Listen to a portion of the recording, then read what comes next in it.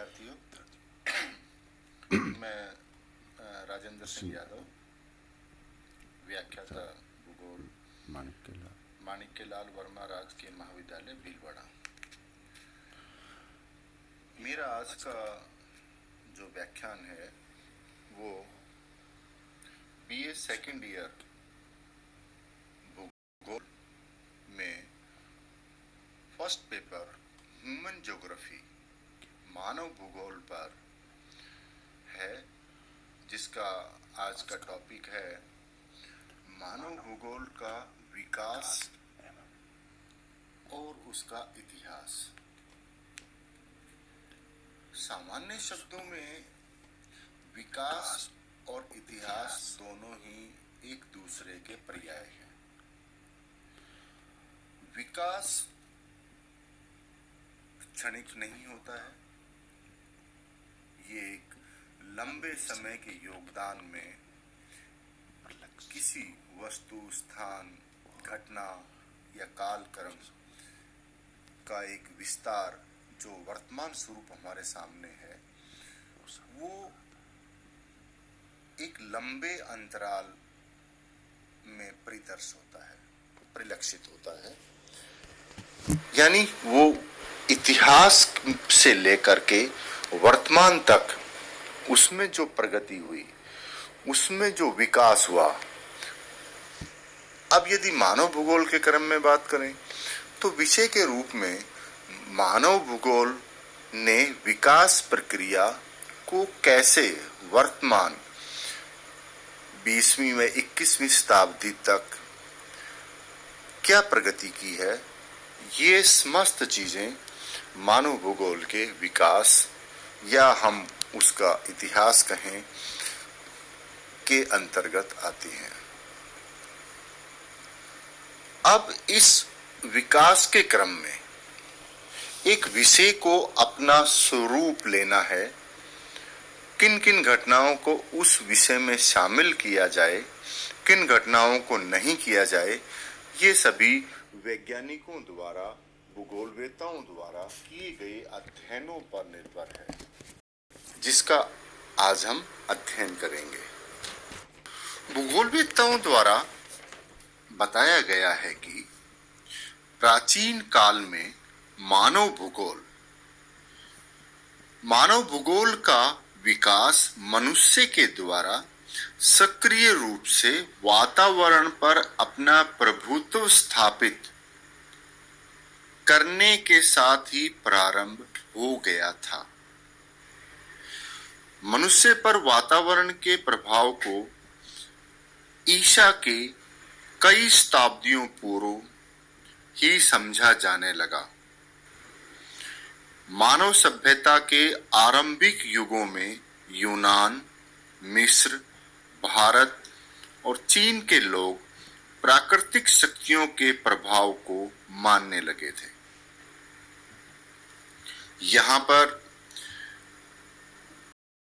प्राचीन काल में सूर्य, वायु, अग्नि, जल जिसे हम वरुण कहते हैं, वर्षा जिसे हम इंद्र कहते हैं, को देवता मानकर उनकी पूजा होती थी। वेदों में नक्षत्रों, सौरमंडल, ग्रहों का वर्णन तथा पृथ्वी, वायुमंडल, वनस्पति आदि का विस्तार पूर्वक वर्णन मिलता है।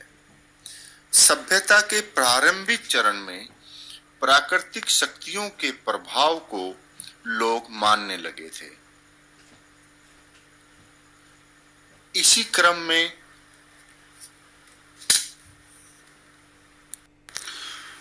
भौगोलिक घटनाओं से संबंधित कालक्रम में सबसे प्राचीन भौगोलिक प्रमाण जो मानव भूगोल से संबंधित है वह 2300 ईस्वी पूर्व मेसोपोटामिया सभ्यता में प्राप्त हुआ, जो कि उस नगर का पत्थर पे निर्मित एक मानचित्र था। यानी मानव भूगोल की शुरुआत उस मानचित्र के निर्माण से बहुत पहले हो गई थी। लेकिन लिखित और आलेख के रूप में या शिलालेख के रूप में यह पहला प्रमाण जो खुदाई में मिला है वह मेसोपोटामिया से प्राप्त हुआ है। मानव भूगोल के विकास के क्रम को या विकास काल को हम अनेक प्रकार से विभाजित कर सकते हैं। जैसे प्राचीन काल में मानव भूगोल, मध्य काल में मानव भूगोल व वर्तमान काल में मानव भूगोल। प्राचीन, दूसरे शब्दों में प्राचीन काल में मानव भूगोल पर जो कार्य हुआ वह अधिकतर यूनान व रोमन साम्राज्य द्वारा किया गया था। वहां के भूगोलवेत्ताओं ने भौगोलिक क्षेत्रों का वर्णन, व्यापारिक दृष्टि से मार्गों के खोज एवं इत्यादि, खगोलीय ज्ञान इत्यादि पर अनेक कार्य किए थे, जो कि लगभग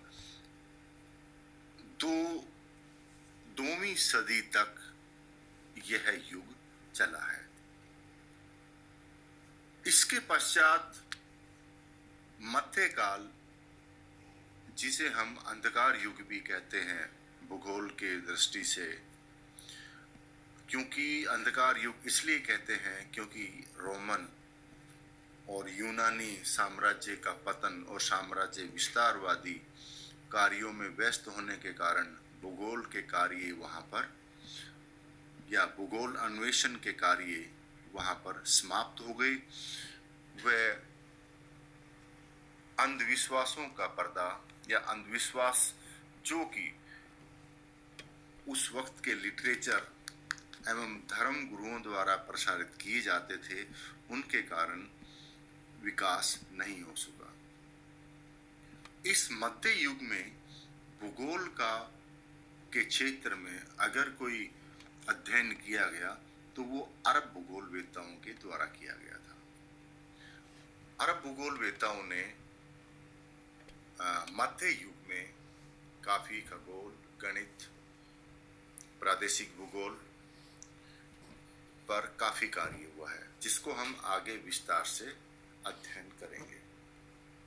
इसके पश्चात आता है वर्तमान काल। वर्तमान काल भूगोल के अंदर उस काल को कहा जाता है जो कि मध्य या अंधकार युग के पश्चात प्रारंभ हुआ, जो कि लगभग 15वीं शताब्दी के बाद मुख्य रूप से 18वीं शताब्दी में प्रारंभ हुआ। यहाँ पर सबसे पहले और अधिक कार्य जो किया गया वो जर्मन भूगोलवेत्ताओं द्वारा किया गया था।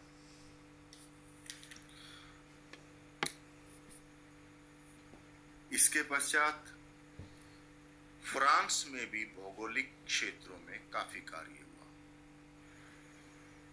जिसे France school of thought, German school of thought या जर्मन भौगोलिक विचारधारा, फ्रांसीसी विचारधारा, भौगोलिक विचारधारा, अमेरिका व ब्रिटेन में भी भौगोलिक क्षेत्र में या मानव भूगोल के ऊपर काफी विस्तृत अध्ययन हुए हैं, जिसकी हम आगे आने वाले टॉपिक्स में विस्तार से चर्चा करेंगे। प्राचीन काल में मानव भूगोल या भूगोल के क्षेत्रों में भारत के विभिन्न ग्रंथों, महाभारत, रामायण, पुराण, वेदों, जैन साहित्य, शिलालेखों इत्यादि में अनेकों भौगोलिक कार्यों व भौगोलिक क्षेत्र या मानव भूगोल के क्षेत्र में विद्वानों द्वारा किए गए कार्यों के उल्लेख मिलते हैं। भारतीय भूगोलवेत्ताओं में हम मुख्य रूप से वराहमिहिर, ब्रह्मगुप्त, भास्कराचार्य, कौटिल्य और आर्यभट्ट के कार्यों को मुख्य रूप से भूगोल, गणित, खगोल, ज्योतिषी के क्षेत्र में अग्रणीय मानते हैं।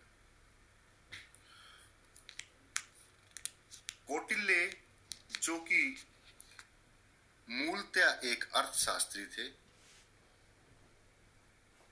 उन्होंने भारत की कृषि व्यवस्था, आर्थिक व्यवस्था के ऊपर विस्तृत लेख लिखे हैं, जो कि मौर्य साम्राज्य के चंद्रगुप्त के गुरु थे। आर्यभट्ट ने चौथी सदी में ये बताया कि पृथ्वी की आकृति गोल है एवं वो एक महान गणितज्ञ थे। उन्होंने त्रिभुज, वर्ग इत्यादि आकृतियों का क्षेत्रफल कैसे निकालते हैं, कैसे गणना करते हैं, ज्योमितीय के सूत्र एवं गुण उन्होंने बतलाए एवं पृथ्वी की परिधि का आकलन भी आर्यभट्ट द्वारा किया गया, जो कि उन्होंने 24,835 मील बताया था। वो वास्तविकता के बहुत करीब है। उस वक्त कोई सैटेलाइट या किसी प्रकार का कोई इंस्ट्रूमेंट नहीं था, तब भी आर्यभट्ट ने पृथ्वी की परिधि की गणना की। हमें यह याद आ रहा है मुझे कि भारत ने जो पहला सैटेलाइट छोड़ा था उसका नाम भी आर्यभट्ट था। जहां हम ब्रह्मगुप्त की बात करते हैं, राजा हर्ष के वक्त में ब्रह्मगुप्त ने जीरो, शून्य या दशमलव का ज्ञान दिया। वो एक महान गणितज्ञ थे। वराहमिहिर ने ज्योतिष, गणित, गुरुत्वाकर्षण और यहां तक कि सूर्य व पृथ्वी के साथ साथ अन्य ग्रहों का भी वर्णन बताया एवं यह भी बताया कि सभी ग्रह, प्लैनेट्स, नक्षत्र अपने एक निश्चित परिधीय मार्ग में भ्रमण करते हैं, जो कि गुरुत्वाकर्षण के कारण उस मार्ग पर स्थिर रहते हैं। भास्कराचार्य भी एक महान गणितज्ञ हुए हैं। इस प्रकार से इतिहास के रूप में हमें मानव भूगोल के संबंध में भारतीय भूगोलवेत्ताओं के द्वारा किया गया कार्य मानव भूगोल के इतिहास की प्रथम कड़ी साबित होती है कि भारतवर्ष, जहां सिंधु घाटी सभ्यता, दक्षिण के विशाल मंदिर, ये सभी गणितीय व भौगोलिक, सूर्य की दशा, चंद्र ग्रहण इत्यादि सभी चीजों को ध्यान में रखकर बनाए गए हैं। वर्ष भर पवनें किस दिशा से चलती हैं, किस दिशा में बहती हैं। भारत, जो कि एक विशाल देश है, जहां का तापमान, भारतवर्ष की अगर जलवायु के बारे में कहा जाए तो भारत में इतने प्रकार के जलवायु या मौसम हैं जितने कि पूरे संसार में पाए जाते हैं। तो यहाँ का जो पौराणिक इतिहास है, यहाँ के भूगोलवेत्ताओं का, वो काफी समर्थ है, लेकिन उसको उन पुराणों, वेदाओं में से संकलित और पाठ्यक्रम में शामिल, पुस्तकबद्ध करने का कार्य अभी इतना नहीं हुआ जितना होना चाहिए था। आज हमने अपने टॉपिक में मानव भूगोल के विकास के क्रम में भारतीय भूगोलवेत्ताओं के योगदान पर चर्चा की है एवं यह भी जाना कि मानव भूगोल के विकास को 3 भागों में हम विभक्त कर सकते हैं। एक, प्राचीन काल में मानव भूगोल का विकास, मध्यकाल और वर्तमान काल, या हम इसे सदी के क्रम में भी बांटकर देख सकते हैं किन किन सदियों में मानव भूगोल के क्रम में क्या क्या विकास हुए हैं। हम अगले टॉपिक में, अगले जो मेरा लेक्चर होगा, हम उसमें प्राचीन काल में मानव भूगोल में यूनान और रोमन के भूगोल वेताओं के योगदान पर चर्चा करेंगे। धन्यवाद। मैं उम्मीद करता हूं कि आपको मेरा ये व्याख्यान समझ में आया होगा और उम्मीद करता हूं कि आप भी जो मानव भूगोल के संबंध में पुस्तकें आपके पास मौजूद है उन्हें पढ़ें और जब भी हम अगले लेक्चर में हम डिस्कशन करेंगे या बात करेंगे तो वो चीज़ें आपको आसानी से समझ में आएगी। धन्यवाद। Thank you.